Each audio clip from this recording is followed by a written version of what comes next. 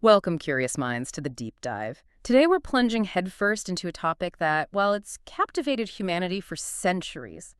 The subtle, powerful art of influence and attraction. Mhm. How is it that some people seem to effortlessly draw others to them, commanding attention, loyalty, even profound affection? It's a force we all encounter, often without fully realizing it's a intricate dance. It really is everywhere when you start looking. And specifically, we're diving into your provided source material today, Robert Greene's The Art of Seduction. This is your custom deep dive, designed to help you unpack the intricate psychological mechanics behind seduction. And not just in the romantic sense, right? Exactly. Not just romance, but as a pervasive force of persuasion in, well, all aspects of life. Our aim is to distill these complex ideas into easily digestible insights, giving you a shortcut to understanding this powerful form of human interaction. It's a fascinating choice of material, and it really taps into a fundamental aspect of human interaction.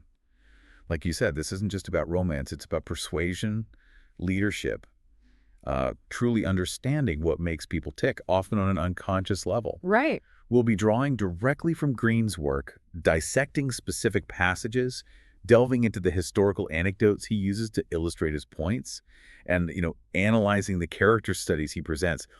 It's a journey into the hidden levers of human desire and influence that I think you'll find incredibly insightful. Okay, so let's begin by really digging into the core idea of seduction as Greene presents it. He frames it as an almost irresistible force, a potent form of power that exists, how does he put it, beyond good and evil. Yeah, that's a pretty bold claim. It is. And this idea that people want to be seduced, we often think of it as something done to someone maybe against their will sometimes. Right, that's the common perception. So what does it tell us about human nature if we genuinely yearn for this surrender? Well, it speaks to a profound yearning for novelty, for escape from the ordinary maybe, for a sense of being truly seen and desired. Our daily lives can be so. Routine. Exactly. So prosaic, so demanding of our rationality. Seduction, in Greene's view, offers a temporary, maybe exhilarating break from that, a chance to shed our defenses and surrender to a more primal emotional experience. He argues that our daily lives are often filled with this struggle to maintain security and balance, which makes us resistant to persuasion. But the moment we are, quote, in love, we fall under a spell. Like a switch flips. Yeah, our minds, usually preoccupied with worries and tasks, become filled with thoughts of the loved one. We grow emotional, lose the ability to think straight, maybe act in ways we normally wouldn't. This surrender, this yielding to the will of the loved one is, for Greene, the very essence of seduction. It's almost a psychological release people crave. And it's fascinating, isn't it? This idea that the mere act of being desired can fuel even more allure. That intoxicating feeling of having someone fall in love with you is described as boosting your confidence, making you even more seductive. Oh, definitely. Those moments when people seem charmed by you, when your actions have a positive effect, they resonate powerfully. Greene suggests there's this desire for that feeling to be prolonged. He posits that the siren call of seduction is irresistible because power itself is irresistible, and nothing, he argues, will bring you more power in the modern world than the ability to seduce. The book explicitly states that repressing the desire to seduce is actually a form of self-sabotage. It frames seduction as an art of war for delicate times, arming the reader with persuasion and charm. An art of war. Wow. Yeah. It's presented as a subtle form of deception, perhaps, but one that people seemingly crave, almost as a diversion. The analogy Greene uses is truly powerful. It's like falling under a spell where one's mind becomes completely preoccupied, actions sometimes foolish, and you find yourself in this enthralling, almost magical state, drawn into the drama of Eros. And by eros, he means. He means that primal life force, that passionate, vital energy that pulls us towards connection and desire, far beyond just mundane romance. It's bigger than that. Okay, so if we accept this premise that seduction is a fundamental, almost desired dynamic, it becomes essential to understand the different forms this art can take. Yeah. Greene identifies several distinct archetypes of seducers, each with their own unique allure and method.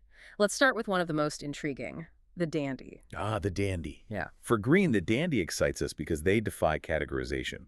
Most of us, the book explains, feel trapped within the limited roles the world expects us to play. Right, the boxes we put ourselves in or others put us in. Exactly. Dandies, however, are fluid. They create their own persona, playing with masculinity and femininity, fashioning a startling physical image that hints at a freedom most people lack. and that stirring of repressed desires within their targets. That's key. It's not about being conventionally beautiful, but about being utterly unique, almost ambiguous. And it's certainly not about obvious effort, which seems crucial to their magic. Take Beau Brummel, the most famous dandy of all. His fame was rooted in his meticulously styled necktie right, a subtle, understated perfection that drew attention precisely because he didn't seem to overtly seek it, effortlessly chic. Precisely. But the source also points out his downfall, his insolence. Oh yeah, the Big Ben remark. Exactly. That snide comment to the plump Prince of Wales cost him everything. It shows that even dandies have limits to their disregard for convention.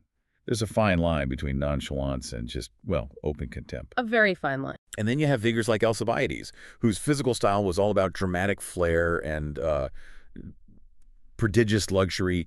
He would trail long purple robes through the marketplace, spend extravagantly, commission custom-made golden shields. His effeminate dress and over-the-top spending made him a startling presence, completely breaking norms and hinting at a world beyond polite society. It's performance art, almost. In a way, yes. Yeah. And for a feminine example, Lou Andrea Salome perfectly embodied this fluid persona. Her appeal stemmed from what Greene calls a strange mix of the masculine and the feminine. How so? She was beautiful and coquettish, yet intensely analytical, fiercely independent, with eyes that were both playful and probing. This ambiguity kept men, like Nietzsche for instance, intrigued and utterly confused. Being with her meant breaking taboos, stirring masochistic yearnings sometimes, and leaving lifelong infatuations and even suicides in her wake, apparently. She truly radiated a forbidden sexuality, reaching obscure depths of the psyche because she simply refused to be pinned down to be just one thing. So the dandy's ultimate lesson for you, the listener, it seems to be, don't just be different, refuse to be easily defined. That elusive quality, that hint of freedom from convention is the real magnet. Yeah, stirring desires in others who feel trapped by their own roles and maybe crave a taste of that liberation vicariously through the dandy. Okay, from the dandy's self-contained allure, we shift to an archetype that casts a spell in a very different way. The charmer. This isn't about physical defiance, is it? It seems like a much more subtle form of engagement. Totally different. Charmers are described as masters of manipulation, but they mask their cleverness by creating an atmosphere of comfort and pleasure. Their core method is simple: deflect attention from themselves and focus it entirely on the target. So it's all about the other person. Pretty much. They have an uncanny ability to, as Greene puts it, enter your spirit, feel your pain, and adapt to your moods. In the presence of a charmer, you feel uniquely seen, heard, and consequently better about yourself. Because they're reflecting you back to yourself, but maybe better. Sort of. The book highlights that they target people's primary weaknesses: vanity and self-esteem. The word charm itself comes from the Latin carmen, which means an incantation or magical spell. Ah, interesting etymology. Yeah. Charmers cast a spell by captivating attention, subtly lowering powers of reason by striking at the ego, vanity, self-esteem. They are described as a beam of light that doesn't play directly on a target but throws a pleasantly diffused glow. Very subtle. We see this masterfully in figures like Benjamin Disraeli. He was apparently a genius at flattering egos, making Queen Victoria feel both desirable as a woman and gifted as a monarch. And he did it subtly, right? Not overt flirtation. Exactly. Using suggestive language, comparing her to mythological figures, sending symbolic primroses. As one princess famously said after sitting with him, "I thought I was the cleverest woman in England." Huh. That's the charmer's magic right there, making others feel brilliant. Totally. Another compelling example is Pamela Churchill Harriman. She attracted incredibly wealthy and powerful men through extraordinary attention to detail. How so? What kind of detail? She soaked up their tastes, filled their homes with their favorite flowers, remembered their favorite foods. This uncanny attentiveness felt like the pampering of a mother, apparently, making them dependent on her. She gathered information discreetly, making her gestures seem as if she'd read their minds. Wow, that's intense. Effectively returning them to a childhood state where all their needs were met. You see echoes of this even today, maybe in certain service industries or even political campaigns, where every detail is tailored to make you feel uniquely cared for. And in a more high-stakes scenario, think of Zhu Enlai facing Chiang Kai-shek's rage. Zhu listened, smiled, said barely a word until Chiang's rant ended. Then what did he do? He appealed to Chiang's honor, suggesting Chiang lead both armies against an invader, and swore he would never allow Chiang's execution. Strategic flattery, pure and simple. And it worked. It led Chiang, who was initially furious, to sign an agreement to halt the Civil War, at least temporarily. It's a powerful demonstration of how focusing attention on others and adapting to their needs can make you profoundly persuasive, even in a crisis. The charmer reveals a fundamental truth then. People aren't just drawn to what you do, but how you make them feel about themselves. That's the core insight. Influence often begins when you make someone feel uniquely seen and valued, effectively bypassing their rational defenses. For you, the listener, this means recognizing that true persuasion often stems from elevating others. Okay, now, building on that idea of projecting an appealing presence, our next archetype, the charismatic, takes it to a whole new level. This isn't just about what you show on the outside, is it? It's more about an energy radiating from within. Exactly. An exciting presence stemming from deep inner qualities like self-confidence, maybe sexual energy, a strong sense of purpose. It's a quality most people lack, Greene argues, but deeply crave. And this quality radiates outward, right? Permeating their gestures, making charismatics seem extraordinary and superior. Yes, and the book emphasizes its almost religious roots. Charisma is described as a mysterious, almost saintly or spiritual quality, like a gift of the gods. Interesting. Why religious? Greene suggests that in our rational, disenchanted world, people crave such religious experiences, especially communally. Any sign of charisma plays to this desire to believe in something transcendent, something bigger. So what are the key qualities? Key qualities include fervency, an unfaked, strong belief in something that animates their every gesture, makes their eyes light up. This often rallies people around a great cause or crusade. Like a sense of mission. Precisely. And they also possess a piercing gaze, a self-controlled look, sometimes even practiced like Napoleon modeling his gaze on the actor Talma, that emanates confidence and seems to see right into your soul. Okay, examples. Think of Joan of Arc. Started as a quiet farm girl, but her visions became so intense that she glowed with conviction. She described future events in vivid detail, liberating Orléans, the king's coronation, inspiring allegiance from hardened soldiers like Jean de Metz. Her calm, unwavering confidence was utterly captivating. Making her seem divinely appointed. Exactly. And Girolamo Savonarola, who railed against immorality, claiming divine inspiration. His animated sermons caused such hysteria that he briefly took over Florence due to the sheer depth of his conviction. People believed him because he believed so fervently. A testament to the power of self-belief. Definitely. For a more modern example, Elvis Presley. His anxiety on stage didn't detract, it transformed him. He seemed possessed, his twitching dance movements and tremulous voice leading to mass hysteria in his concerts. Raw, seemingly uncontrolled, yet powerfully channeled energy. Pure charisma. Or Vladimir Lenin.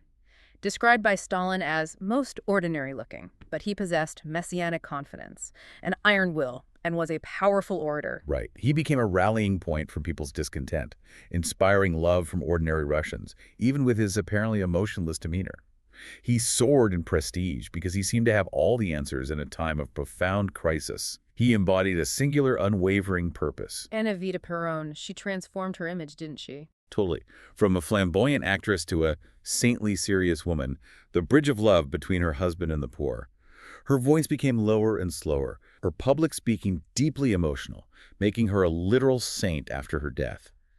She embodied a cause and radiated conviction so deeply, it became magnetic. Even Malcolm X is presented as a deliverer, his power coming from expressing the dark emotions of oppression, providing release for others. His personal history prisons, self-education, was integral to his charismatic power. He embodied the suffering he sought to alleviate, making his message resonate on a profoundly personal level. And finally, Charles de Gaulle. In moments of national crisis, he'd appear on TV in uniform, mock opponents, and then at the very end, his voice would tremble as he cried, "French women, Frenchmen, help me." That raw, emotional appeal apparently overwhelmed soldiers and led to their surrender. It shows how genuine conviction and controlled intensity, maybe combined with a moment of vulnerability, can inspire profound belief and action. So what does this all mean for you listening? The charismatic teaches that genuine conviction, controlled intensity, and a palpable sense of purpose can draw others to you and inspire belief. Whether you're leading a team, pitching an idea, Or simply trying to make a compelling argument. It's about radiating an inner certainty that people find magnetic. Okay, let's move on to the star. This archetype taps into a very human desire for escape, right? Daily life can be harsh, and most of us constantly seek refuge in fantasies and dreams. Absolutely. Stars feed on this weakness, standing out with a distinctive and appealing style that makes us want to watch them. allowing us to project our own unfulfilled desires onto them. What's fascinating here is that while they are distinctive, stars remain vague and distant, almost ethereal. Why is that important? It allows us to imagine more than is actually there. Their dreamlike quality works on our unconscious. They project a glittering but elusive presence, becoming a mythic figure, a rebel, a patriarch, an adventurer, without being obvious about it. So they become symbols. Exactly. Their words and actions invite interpretation beyond surface appearance, dealing with matters of life and death, love and hate, rather than just mundane realities. They operate on a grander stage. A classic example is Marlene Dietrich. In The Blue Angel, audiences were fascinated by her cold, brutal stare and effortless command.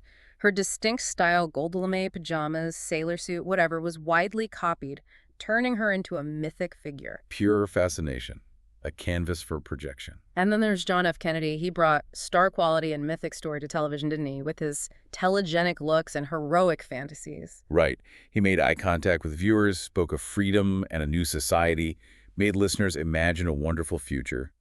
It was a stark contrast to Nixon's rigid, fact-based approach. Kennedy didn't just tell people what to think, he allowed them to dream through him. Even Andy Warhol, with his distinctive style, those silver wigs, and his blank, mysterious face, was pure surface. Like his paintings, yeah. An enigma. His factory attracted hangers-on fighting for his attention, despite his detached demeanor. And his subtle touches, like a haunting, dreamlike effect from a way of walking or a vocal inflection, truly got under people's skin. It shows how the smallest, most ambiguous details can create an enduring fascination, an invitation to imagine. So the star's lesson for you is this.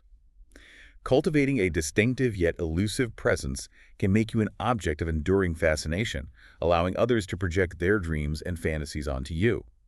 It's about being a blank, shimmering canvas for their desires. Now, for a darker, perhaps more dangerous archetype, the rake. The rake promises unforgettable moments and directly touches a person's unconscious, specifically those repressed desires that cry out for liberation. They appeal to the forbidden, the dangerous, maybe even the slightly evil, conveying a sense of risk and darkness that others secretly crave, according to Greene. It sounds intense. How do they achieve that? The rake uses language as a powerful sensual distraction, designed to persuade, flatter, stir emotional turmoil. Much as the serpent in the Garden of Eden used words to lead Eve into temptation, as the book puts it, it's about creating a narcotic effect with words, lulling the target's reason to sleep and awakening their suppressed impulses. The quintessential rake is Don Juan. His power is described as desire, the energy of sensuous desire. He desired the whole of womanhood in every woman. And paradoxically, his gigantic passion would beautify those he desired, making them flush with enhanced beauty. He gives the one unforgettable moment, an exaltation of the flesh, then vanishes. And women are attracted to his forbidden and devilish component. Greene argues yes, because he dares to embrace what polite society condemns. He represents freedom from constraint. Another example is the Duc de Richelieu, a great rake who understood the dynamic of vanity and desire. He famously managed to arrange a little ménage à trois with 2 women. How? By playing on their need to be the preferred one, turning their vanity against them in a surprisingly effective, if manipulative way. Wow. And Gabrielle D'Annunzio, despite being apparently small, bald, and ugly, except when enthusiastic. His face was transfigured when he spoke to women he liked, making him seem like Apollo. He charmed masses with poetic language, making them feel part of a drama, rallying them around the greatness of the Roman Empire. It showcases the demonic power of words to inflame emotion and stir grand, almost illicit aspirations. So for you listening, this raises a crucial question. What repressed desires might you be overlooking in yourself for others? And how can the allure of the forbidden be a powerful, albeit risky and ethically complex force? Yeah, it's about recognizing that universal human tendency to crave what is just beyond the boundaries of convention, even if it's dangerous. Moving to a more empathetic archetype, we have the ideal lover. These seducers are acutely attuned to what is missing in a target's life, reflecting their ideal self or a fantasy that stirs them. Right, their goal isn't just sexual seduction. It's to make the target fall in love, often with a projected version of themselves. How does that work? The mechanism seems profound. People fall in love, Greene says, with those who seem to fill a gap in their character or bring out an ideal quality within them. The ideal lover reflects your ideal, and then you do the rest, projecting onto them your deepest desires and yearnings. Because they become a mirror. A mirror to their crushed ideals and hidden fantasies, making them feel complete in your presence. It's very powerful. Casanova was a master of this. He adapted himself to the woman's ideals, bringing their fantasies to life. For a bored burgomaster's wife, he brought adventure. For Miss Pauline, friendship and ideals. For Ignacia, suffering and torment. Apparently so. He literally became what each woman needed him to be, filling their specific void and making himself irreplaceable. Similarly, Madame de Pompadour understood that Louis XV yearned for greatness beyond his mundane court duties. She cured his boredom how? By creating constant suspense and bringing all sorts of fantasies to life. She appealed to his crushed ideals, making him feel greatness in himself, thereby becoming indispensable not just as a lover, but as the one who understood his deepest unfulfilled aspirations. And consider Sergei Saltykov, who became a rescuer for the isolated and unloved Grand Duchess Catherine. He performed foolhardy and dangerous maneuvers to see her alone, expressing deep sympathy. Offering help, becoming her chivalrous lover. He filled her profound void of isolation and neglect, becoming the heroic figure she desperately needed. So for you, this highlights how your deepest, often unacknowledged ideals influence who you are attracted to. And more importantly, how recognizing others' unfulfilled ideals can be a powerful connection point. Yeah, allowing you to appeal to their aspirations, not just their surface desires. It's about seeing beyond the facade to the yearning within. Next up, the natural. This archetype appeals through a seeming effortlessness, right? Managing to retain a youthful impulsiveness and improvisational skills. Exactly. They appear spontaneous and unself-conscious, almost like a devilish child straining to be let loose, which for many is an irresistible quality in a world that often demands rigid conformity and calculation. The book identifies different types of naturals. There's the innocent, Whose weakness and misunderstanding elicits sympathy and laughter, a seductive mixture. Charlie Chaplin's pathetic naivete made his character seem to see the world through the eyes of a child, positioning larger actors as adult bullies, and him himself as the helpless infant. That vulnerability was compelling. Then there's the wonder. Who retains youthful impulsiveness and makes any skill appear easy and natural, hiding the sweat behind what you do. It's about making complex abilities seem effortless, almost magically innate. And the playful. Humor implies playfulness, which connotes childhood and youth, a sense of freedom. Right. They create our world for ourselves. Cora Pearl, with a wild behavior and disdain for etiquette, delighted in showing her body and making witty insults. She attracted older men tired of cold and calculating courtesans and expected to be spoiled, provoking competitive desires through her sheer, unbridled spontaneity. Josephine Baker seems like a perfect example of a natural. Despite unpromising circumstances, she closed herself off in a world of her own making, filled with dancing, clowning, dreams of great things. And her refusal to compromise or to be what she was expected to be made her seem authentic and natural. That quality was apparently commented on by almost everyone who met her as profoundly seductive. She simply was. So the takeaway for you listening is to consider how embracing a playful, uninhibited attitude, maybe shedding some self-consciousness, can make you more genuinely appealing. Yeah, tapping into that childlike sense of freedom and authenticity that many people feel they've lost along the way. Finally, among the archetypes, we arrive at the coquette. These individuals understand a crucial dynamic. Too much attention repels. Definitely. They are masters of selective withdrawal, hinting at coldness and absenting themselves to keep victims intrigued, insecure, and ultimately chasing them. The essence is the step back, the emotional withdrawal. Why does that work so well? Well, this mechanism creates mystery, allowing the victim's imagination to build them up. It also plays directly on vanity. Once our vanity is at stake, we succumb to the coquette just to prove we are still desirable. The more you pursue, the more likely you are to chase someone away. The coquette flips that script. So what is it about that push-pull, that subtle denial, that hooks vanity so effectively? Is it the challenge? Perceived scarcity? I think it's a combination.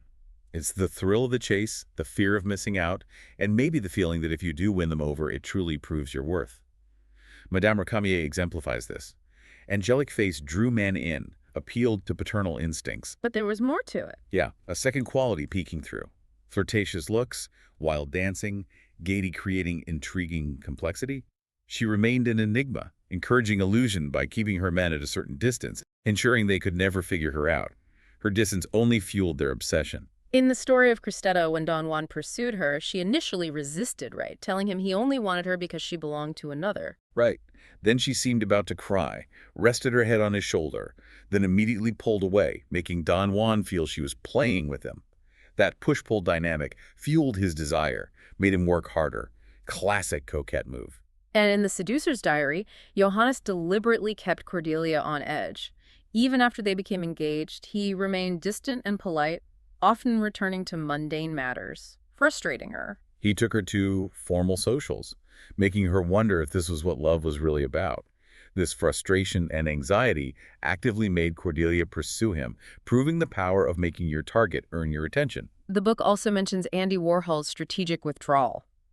After trying to be aggressive and please, he apparently stopped trying and gave in to his own passivity, only to discover the power that withdrawal commands. Yet people were reportedly devastated if you didn't notice them, highlighting his elusive allure. It suggests that often less truly is more, especially when trying to maintain interest. So, for you listening, it's about understanding how that dynamic of pursuit and withdrawal shapes human desire. When might less attention actually be more effective in attracting sustained interest? Making others work for your attention and appreciate it more when they finally get it. It's counterintuitive but powerful. Okay, so we've unpacked the diverse personas of seduction, but knowing who to be is only half the battle, right? Now let's explore how the tactical blueprint Greene lays out for choosing your target and orchestrating that subtle pull. We'll start with the foundational step. 1. Choose the right victim. This is paramount. The book emphasizes that everything truly depends on the target. You must study your prey thoroughly, Greene says, and choose only those who will prove susceptible. And how do you identify susceptibility? The key is identifying their dominant lack or missing quality. Outward appearances can be deceiving. A tough exterior might hide a soft, sentimental core longing for romance. It's crucial not to project your own lacks onto them. You're looking for their emptiness to fill. This is where understanding human needs really comes in.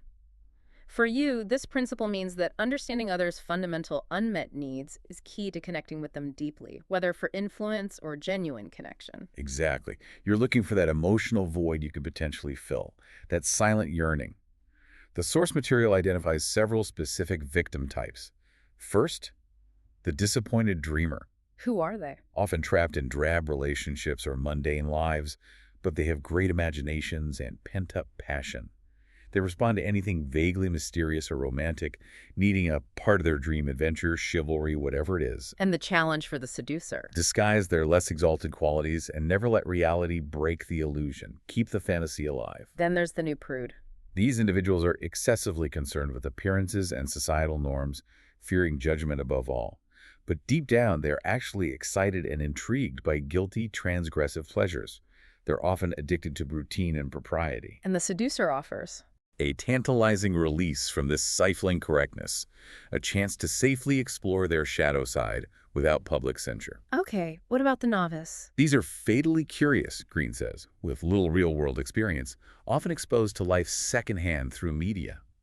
They find their innocence a burden and long to be initiated into the complexities of the adult world, especially its darker, more thrilling aspects. So the seducer needs to be A mix of childlike wonder and hidden depths, even sinister ones, initiating them not just sexually but experientially, keeping everything romantic, even the darker elements. And finally, the idol worshiper. These individuals often have overactive minds and suffer from low self-esteem.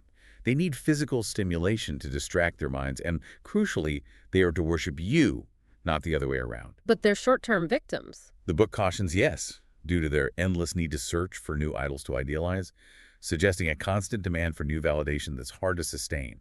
The common thread across these types seems to be a hidden yearning, a dissatisfaction. Exactly. A seducer taps into that. Rather than trying to change someone's established ideas or beliefs, it's about finding the lever of their deepest, often unmet desires. Moving on, once you've identified your target, how do you even begin? Green strategy number 2, create a false sense of security approach indirectly. The principle here is that too much directness stirs immediate resistance. Right, suspicion kicks in. Seduction, in this view, begins at an angle. So the target gradually becomes aware, making them feel they are making the first approach, that the attraction is their own idea. How is that achieved? The analogy used is The The spider's web quietly spun nearly invisible threads, waiting for victims to ensnare themselves. The mechanism involved haunting the periphery, maybe befriending them first, playing cat and mouse, without overtly declaring intentions. Give them space. Exactly. Too much early attention suggests insecurity and gives them no room for imagination. Instead, you let provoked thought seem like their own, planting ideas subtly. Like the Marquis de Lauzon, Grande Mademoiselle. Lauzon befriended her, talked about elevated topics like Corneille, maintained the distance of friendship. Yet their frequent accidental encounters made her feel uneasy, strange emotions were stealing up on her. He was there, subtly present, but not pursuing overtly, letting her own feelings blossom organically, or so it seemed to her. And Ninon de l'Enclos, the 17th century courtesan, she believed in. Disguising one's intentions and never declaring feelings early. She famously said, "A woman is much better persuaded that she is loved by what she guesses than by what she is told." Interesting. She believed children, cats, and coquettes attract by apparently not trying. This indirectness is key to bypassing resistance and making the target feel in control even when they're not. So for you listening, consider how a vague, suggestive approach, where you plant ideas that seem to arise from others' own minds, can be far more powerful than direct communication. Especially when it comes to stirring desire or influencing perception without triggering defenses. Okay, let's talk about 5. Create a need-stir anxiety and discontent. The core principle is that a perfectly satisfied person cannot be seduced. You have to create a need first. Right. The seducer must instill tension and disharmony, making targets aware of adventure or romance lacking in their lives, or maybe that they've strayed from youthful ideals. It's about creating a subtle dissatisfaction with their current reality. And this connects to Eros, the god of love. Yeah, whose parents were contrivance and poverty or need. Yeah. Arrows create a wound, an ache, a hunger. The seducer, like Eros, must create this wound, aiming at the target's soft spot or a chink in their self-esteem, making them feel a void that only you seem able to fill. How is this done? You don't just walk up and say your life is boring. No. The mechanism involves picking at wounds, bringing semi-conscious thoughts to awareness.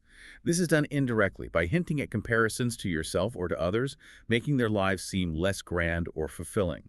The book states unequivocally that anxiety, or that feeling of dissatisfaction, is the precursor of all desire. It's that slight discomfort that makes people seek change. Exactly. A prime example is D.H. Lawrence, known for his sudden, brutally unexpected jabs at people's weak spots, like Jesse Chambers' perceived physical coldness or Ivy Lowe's lack of spontaneity. He deliberately stirred discomfort to make them feel a lack. A void he could then appear to fill. Right. Or Gondomar and Duke Buckingham. Gondomar flattered Buckingham's vanity, then whispered to him of a great adventure, a secret trip to Spain to win the Spanish princess, playing on his boredom and desire for glory. He created a need for excitement Buckingham didn't realize was missing until it was dangled before him. Precisely. This strategy highlights that people will only be drawn to something new if they perceive a deficit in their current situation. For you, understanding how to subtly highlight unmet needs or a quiet dissatisfaction can be a powerful catalyst for change and influence. That subtle creation of need is powerful. But how do you plant these ideas without being obvious? Greene introduces the delicate 6, master the art of insinuation. Ah, yes, this is crucial. The principle here is to bypass people's natural resistance by dropping subtle hints that register in the back of the mind and seem to originate spontaneously from within them.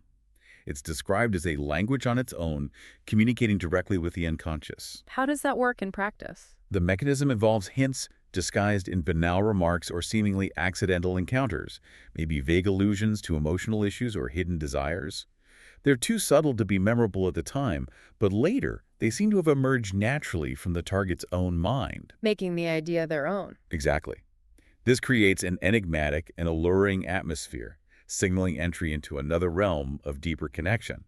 The source also emphasizes that glances are heavy artillery in this art, conveying everything without words that can be quoted or refuted. A fantastic example is Count Saint-Germain, the charlatan who mastered insinuation. He would slip out vague allusions to the Philosopher's Stone or the elixir of life in casual conversation. He didn't directly claim to possess these powers, right? No, but he made people associate him with them, making him seem ageless or miraculous. If he directly claimed them, he wouldn't have been believed. The insinuation allowed imagination to do the heavy lifting.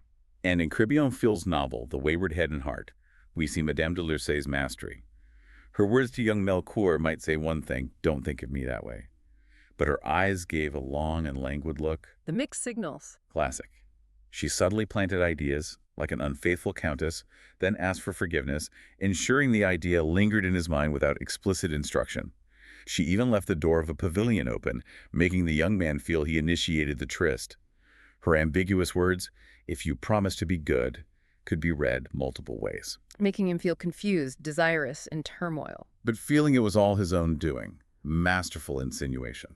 So for you listening, consider how a vague, suggestive approach, planting ideas that seem to arise from others' own minds, can be far more powerful and less resistance-inducing than direct communication. Especially when stirring desire or planting a seed of an idea you want them to embrace as their own. Okay, let's delve into 7. Enter their spirit.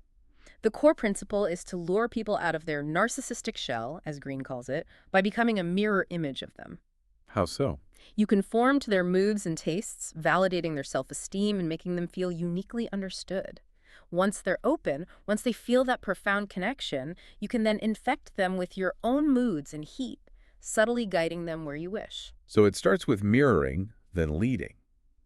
The mechanism relies on intense, almost obsessive focus on the target, making them feel chosen and deeply seen. You mirror their ideal person they wanted to be, their crushed ideals. Why is that so effective? The more you focus on them, the deeper the spell, intoxicating their vanity and making them feel uniquely cherished. People truly love themselves, Greene argues, and what they love most is seeing their ideas and tastes reflected and validated in another. Casanova again. He adapted himself to the woman's ideals, reflecting their fantasies. He literally became what each woman needed him to be. For one, adventure. For another, intellectual conversation.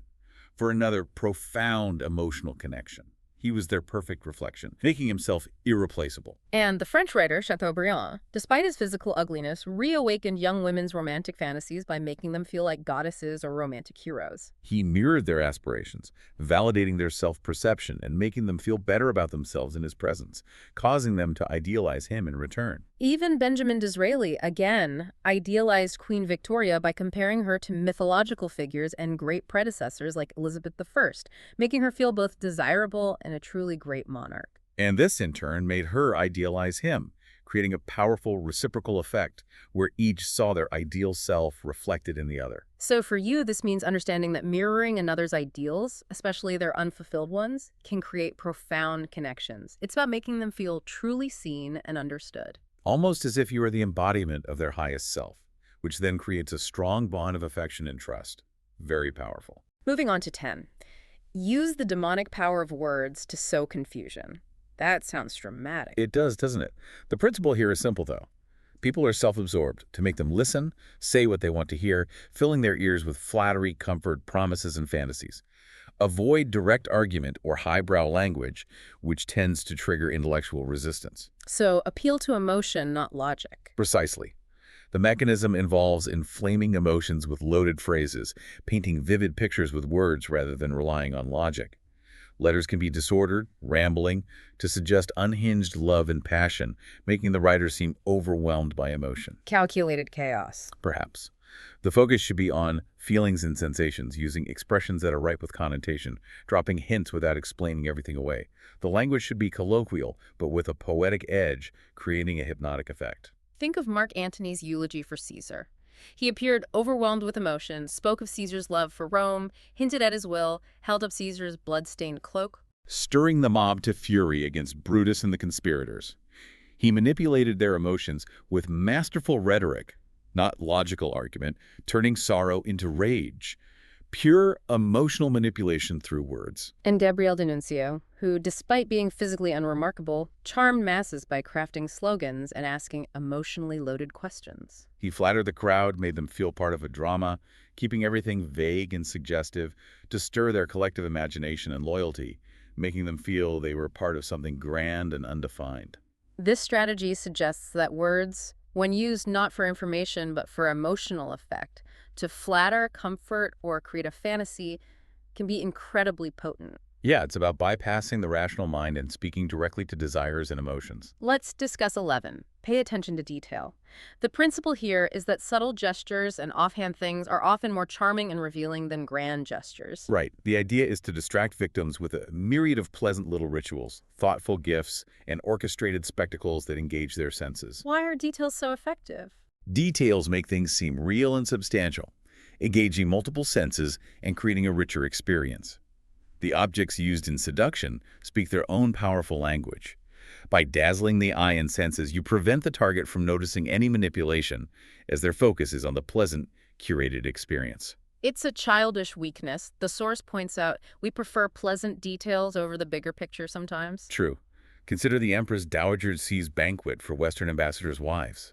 She orchestrated every detail, her clothing, the exotic food, the captivating entertainment, to dazzle and overcome their suspicions, transforming herself into a magnificent goddess and deflecting their distrust. Every element chosen for maximum sensory impact. Exactly. And Prince Genji's seduction of Tamgazura, he surrounded her with unspoken details. A mysterious scent, a flash of light from hundreds of fireflies released at the right moment, scented paper, colored robes, wild carnations, apt poetry, koto lessons. Wow, that's elaborate. It created an irresistible feeling of harmony and a sensual whirlpool, bypassing her shyness and mistrust through complete sensory immersion and carefully crafted ambiance.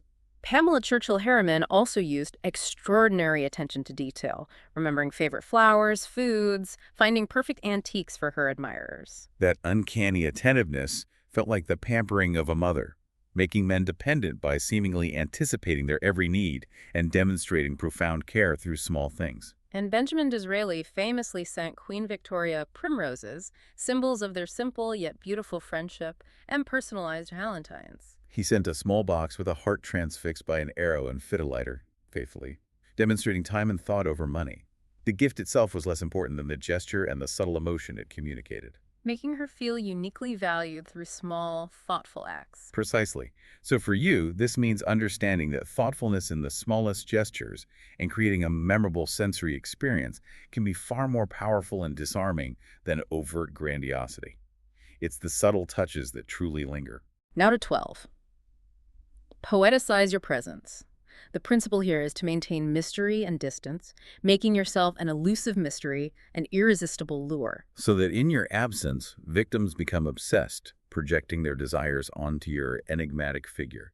You are elevated, poetic, separated from the mundane presence of others. The symbol for this is the halo, a faint glow around your head, formed by potential pleasures and noble qualities, a shimmering aura that invites idealization. How is this achieved?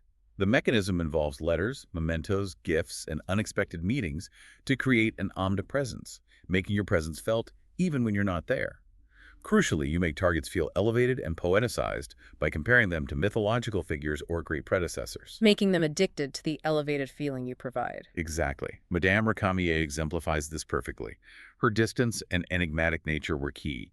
She remained an enigma, and her conquests became obsessions for men even when they were away from her, fueled by their own imagination. The mystery fueled their desire. Making her a muse rather than just a person. Right. Chateaubriand would make women feel like goddesses, inspiring poems from him.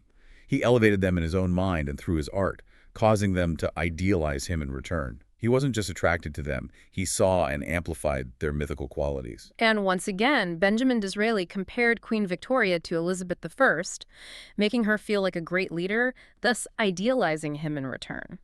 It's about projecting a sense of grandeur onto your target, which then reflects back on you. What's interesting is the reversal example of Lord Byron. His dangerous intimacy of disclosing nasty, ugly qualities, even incest paradoxically, made him more seductive. How could that possibly work? Because targets poeticized his vices, seen more than is there. The source states, the idealization process is unavoidable. This suggests that even perceived flaws, if presented with a certain flair, can be woven into the fabric of a seductive, poetic presence, making one seem complex and tragically romantic. So for you listening, it's about cultivating an aura that invites projection and fantasy, ensuring you remain a captivating mystery, a figure onto whom others can project their deepest desires, rather than fully revealing yourself and becoming mundane. Maintaining that shimmer, that distance. Next, 13. Disarm through strategic weakness and vulnerability. This seems counterintuitive to power. It does, but the principle here is to make the other person feel superior and stronger to cover your tracks. Seeming weak, vulnerable, or enthralled makes your actions look natural, less calculated. Physical weakness helps. Tears, bashfulness. Apparently so.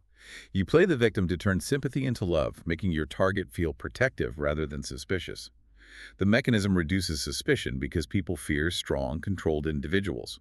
A single weakness, strategically displayed, hides manipulations by making you seem less threatening and more human. It's seductive to appear unable to control yourself. As if your target's charm has completely overwhelmed you, rendering you helpless to their allure. It feeds their ego enormously. The source notes interesting gender differences here. Men can appear more feminine by showing emotions. Right, like medieval troubadours, appealing to a woman's protective instincts. A man's overt strength can be intimidating. Seeming cold makes a woman insecure. Showing emotional vulnerability disarms her and invites connection. Valmont, in Dangerous Liaisons, perfectly positioned himself as the weak one, the seduced, the victim to the Président de Tourvel. He admitted his bad path, confessed calculated emotions, elicited pity and concern, ultimately channeling it into love.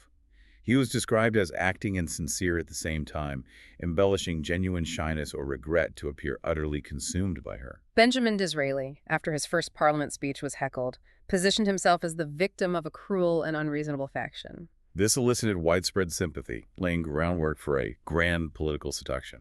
He didn't fight back. He absorbed the blows, turning public opinion to his favor through perceived victimhood.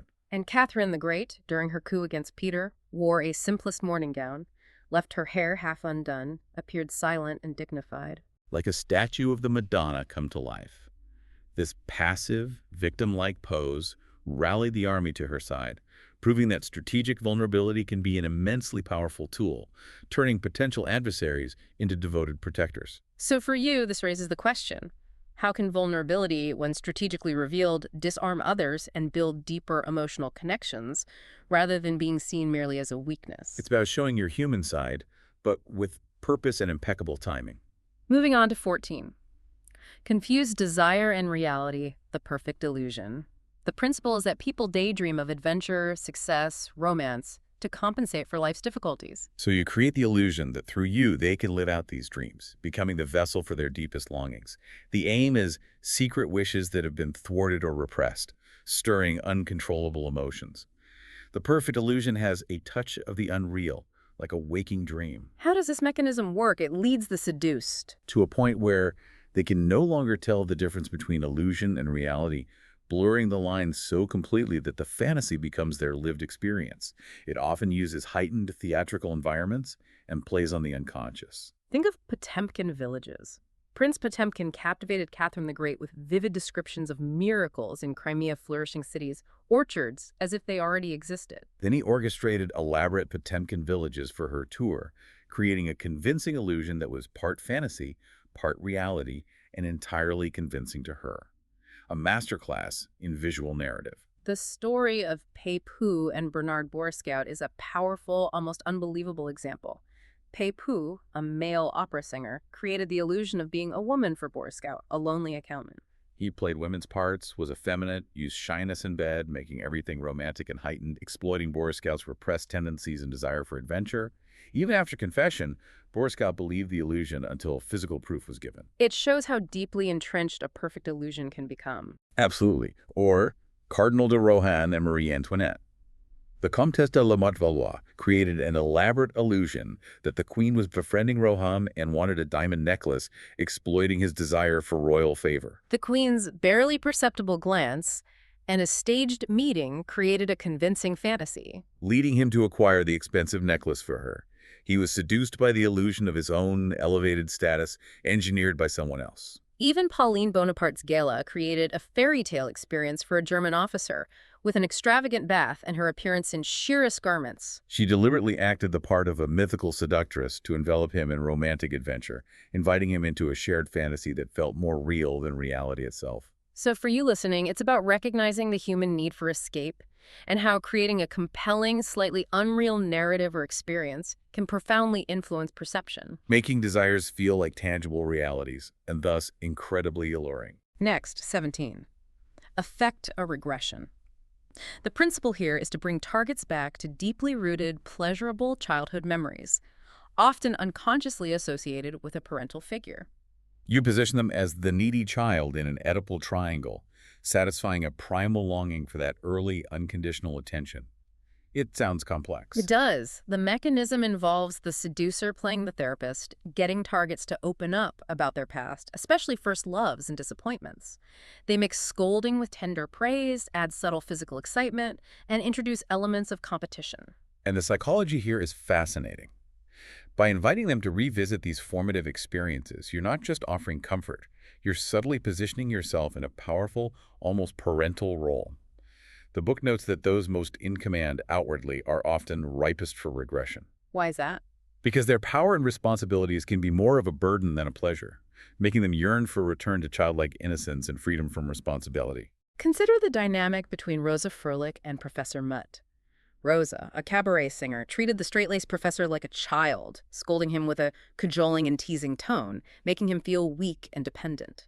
She mixed plenty of praise and approval, then added physical excitement, making the sexual culmination feel, according to Greene, like sleeping with his mother, a profound regression. And in the relationship between D.H. Lawrence and Frida, Lawrence challenged Frida, pushing her to leave her children and comfortable life, taking her on an arduous mountaineering trip. He embodied the demanding, firm figure who made her feel that if two people are in love, why should comfort matter? This reflected perhaps a desire to repeat past pleasures of being dominated, a return to a simpler, more primal relationship dynamic. So for you, this strategy prompts consideration of how deeply rooted childhood experiences and unmet parental needs can influence adult desires. And tapping into that dynamic, carefully and ethically, can create a powerful, albeit complex, connection by satisfying a deep, often unconscious longing. It's deep psychological territory. Let's discuss 18. Stir up the transgressive and taboo. The principle. People are naturally drawn to the forbidden. Offer them a chance to go beyond polite boundaries. Explore their shadow side. Vent closeted desires without punishment or ostracism, appealing to their inner rebel. The mechanism involves appealing to the unconscious desires for the dangerous or slightly evil. Mixing tenderness with a hint of cruelty or menace. To create excitement, yeah. Got it. Satisfying the craving for transgressive release, that feeling of breaking free from societal chains. Lord Byron again. His public confessions of nasty, ugly qualities, including incest, paradoxically made him more alluring. Satisfying their attraction to forbidden aspects. Lady Annabella Millbank, initially sober and religious, found herself obsessively drawn to him despite, or perhaps because of the rumors, finding a thrilling darkness in his character. And Rudolph Valentino, the sex menace. His appeal was a mix of tender and attentive with a hint of cruelty and menace.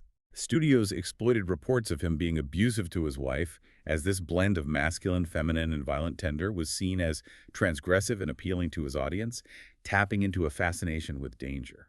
The courtesans Lola Montez and Lou Andreas Salome also employed this. Montez used a whip. Salome was exceptionally cruel. Yet this cruelty kept her targets coming back, demonstrating that a touch of the dangerous, a hint of the forbidden, can heighten allure and create an insatiable desire. For you, this challenges you to consider the unconscious desires and repressed aspects in yourself or others, and how the allure of the forbidden can be a powerful, if ethically complex, force. It highlights the tension between societal norms and hidden human urges that can be quite compelling, even disturbing. Now 19. Use spiritual lures.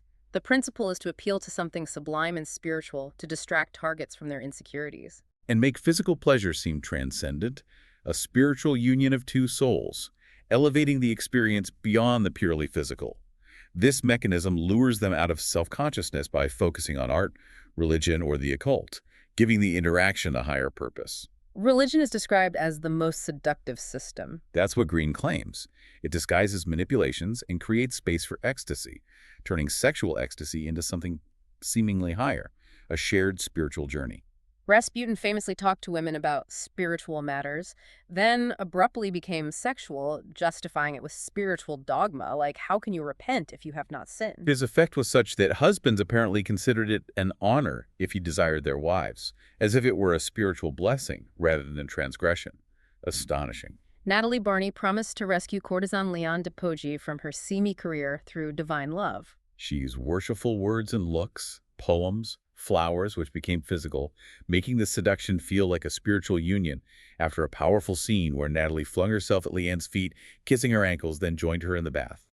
And Tulia d'Aragona, an honest courtesan, disguised her social role by cultivating a reputation as a poet and philosopher. Her presence at Mass was exciting, her home filled with art and books, making sex seem elevated and innocent, like in the Garden of Eden, through her ambiguity, combining sensuality with an air of innocence, spirituality. Making the illicit seem divine. Exactly. For you, this illustrates how appealing to a person's higher aspirations or spiritual longing can transcend physical attraction, creating a deeper, more profound connection that makes the seduction feel timeless and divine. Next 20. Mix pleasure with pain. The principle. Being too nice grows monotonous. Constant ease breeds boredom. You must inflict some pain, Greene argues, make them guilty or insecure, even instigate a breakup, then a rapprochement. The lower the lows you create, the greater the highs. Create the excitement of fear to heighten the erotic charge. It's an emotional roller coaster. Why does this work? This mechanism creates tension and allows for great release when the pleasure returns, making it feel more intense by contrast. Anger, paradoxically, means you have hooks in them, proving they are emotionally invested. People abandon those who bore them, not those who are difficult. That's the claim. Keep your targets emotional and on edge, wearing away their willpower through this compelling cycle of ups and downs. Søren Kierkegaard's seducer Johannes used this on Cordelia. His retreat after their engagement led to her panicky thoughts. You are losing interest. It is somehow my fault. This anxiety caused her to turn pursuer, raising the erotic temperature because willpower is directly linked to their libido. He deliberately remained distant and polite, cultivating frustration. Oriana Fallaci interviewing the Shah of Iran. She alternated harsh, cutting questions with softening tones and praise, keeping him off balance and unable to predict her next move. This alternating kindness and harshness made him open up and even flirt, confessing things he later regretted, precisely because he was so disoriented by the push-pull. And the source discusses the lifelong passion between the Duchess de Berry and Riom, sustained by restlessness, jealousy, quarrels, making friends again, spitefulness. Proving that uniformity kills love, and constant peace is productive of a deadly ennui. Their relationship apparently thrived on dynamic tension. So what this means for you is recognizing that a relationship too smooth can become boring. Introducing calculated tension and then relief can keep desire alive. Provided it's done with careful understanding of the other person's emotional limits and doesn't veer into genuine cruelty. It's a dangerous game. Finally, in our strategies, 23. Master the art of the bold move, the principle. When the victim clearly desires but hesitates, abandon chivalry and overwhelm with a bold move. Don't give them time to consider consequences. Create conflict for a great release. This signals that their charms have unhinged you, making your action seem like an irresistible compulsion. Seduction, the book stresses, is not egalitarian. One must decisively lead. When is the right time for this? The mechanism involves deferring the climax to feed vanity, then striking decisively, cutting through any lingering doubts or awkwardness. Waiting too long creates insecurity. A bold move eliminates awkwardness, allowing for an exhilarating surrender. The pleasure of surrender is often greater for the one who yields. That's the suggestion. As they're swept away by an undeniable force, you make them feel their charm has forced your hand. Valmont's seduction of Président de Tourvel is the classic example. After a campaign of letters and feigned weakness, Valmont paid a surprise visit. He seemed to keep his distance, then suddenly embraced her in a dark pavilion, overwhelming her. This bold move came after he had strategically presented himself as weak, masking his calculation and making his passion seem uncontrollable. The Duc de Richelieu also used this. After being made a public spectacle, he hid in the Duchess's bedroom. He then surprised her by getting into her bed in the dark. He made his move because she already liked him, had seen him naked, felt pity. She eventually and happily relented, swept away by the audacity. And on a grander scale, Napoleon's escape from Elba. His return to France was a bold, surprising gesture and pure theater. He marched on Paris, placed himself at the head of his army, daring soldiers to fire on him, reviving revolutionary symbols. This dramatic, unhesitating action titillated a bored nation and inspired fierce loyalty. Demonstrating how a decisive, audacious act can capture the collective imagination. Exactly. So for you, this highlights the critical moment in any influential interaction where hesitation can kill desire or opportunity. It's about knowing when to act decisively and take the lead, allowing the other person the pleasure of surrender. We've covered the archetypes and strategies, but seduction isn't a one-time event. The book discusses the aftermath, maintaining seduction and dangers. There's a clear warning about the post-seduction dip. Yeah, after emotions peak and the initial goal is achieved, there's a significant risk of lassitude, distrust, disappointment, as the illusion inevitably fades somewhat. So, if parting ways, The advice is to make it swift and sudden, leaving a lingering mystery rather than allowing for disillusionment. But if you are to stay in a relationship, you must be aware of a flagging of energy and creeping familiarity. a second seduction is required. Exactly. This means continuing to use absence, creating pain and conflict sometimes, introducing novelty, to keep the seduced on tenterhooks, always slightly unsure or engaged. Never let them feel they fully possess you. The book also details several risks and counterreactions. For instance, a siren's downfall, like Cleopatra's, hated in Rome. Stirring envy among other women, contributing to her demise. Success in seduction can breed powerful enemies, The dandy's limits are also clear. Beau Brummel's insolence led to his ruin. showing that disregard for convention has breaking points and can alienate powerful figures. You can't offend everyone. And there's charismatic fatigue. Too much charisma constantly on can create fatigue. Right, and a desire for calmness and order. Charisma must be consciously and kept under control, adaptable, practical. Like Mao Zedong's strategic retreats, turning down the heat when necessary to prevent burnout in followers. There are also general pitfalls. Too much attention early on signals insecurity. Predictability kills charm. Giving too much appears desperate. Holding back a bold move affronts vanity. And crucially, monotony satiates and disgusts. Constant peace is productive of a deadly ennui. The book explicitly states that restlessness, jealousy, quarrels, making friends again, spitefulness, all are the food of love. It's a continuous dance. So, to combat this post-seduction dip and the dangers of familiarity, the advice is to transform yourself to sustain. You must constantly play new roles, surprise them, be an endless source of entertainment. Don't complain or demand, which diminishes allure. Keep the spirit light and playful, and never let them feel they know you too well. Maintain the mystery. A great example is Nell Gwyn, King Charles II's mistress. She was a constant source of great good humor and pleasant surprises, mocking rivals. And never letting the king be bored. She provided pleasure with no strings attached, always keeping things light, making herself indispensable through joy. And jazz composer Duke Ellington. Relaxed and elegant on stage, seeming possessed, always accessible, never defensive about his infidelities. It was his nature, apparently, and he never allowed himself to be taken for granted, making it impossible to hold a grudge. He mastered sustaining an effortless, magnetic presence. This underlines that sustaining attraction often requires a continuous, conscious effort to remain intriguing and stimulating. Resisting the slide into mundane familiarity. It's about being a dynamic, evolving presence that constantly offers new facets to explore. So what does this all mean for you, listening to this deep dive? We've navigated the fascinating, complex landscape of seduction, revealing it as an intricate art deeply rooted in human psychology. From the charismatic leader inspiring masses to the subtle charms of a dandy, the book unveils how understanding human desires and vulnerabilities allows for profound influence. And while The Art of Seduction often discusses these concepts in a romantic context, the principles explored, understanding human needs, managing perceptions, creating desire, using strategic communication, are profoundly applicable elsewhere, aren't they? Absolutely. They offer invaluable insights into persuasion, leadership, and human connection in any relationship, whether at work, in social circles, or even within your own family. It's fundamentally about understanding people. It's a powerful and, let's be honest, provocative set of ideas. The source material states, nobody likes to feel awkward or timid or unable to reach people. The siren call of seduction is irresistible because power is irresistible, and nothing will bring you more power in the modern world than the ability to seduce. Strong words. Very. So, as you reflect on these archetypes and strategies we've discussed, consider this final thought. How might recognizing these universal patterns of attraction and influence and the human yearnings they tap into change the way you navigate your daily interactions and pursue your goals, even beyond the romantic? What new possibilities does this awareness open up for you in understanding yourself, understanding others, and maybe even in shaping the world around you now that you see these dynamics more clearly? Something to think about.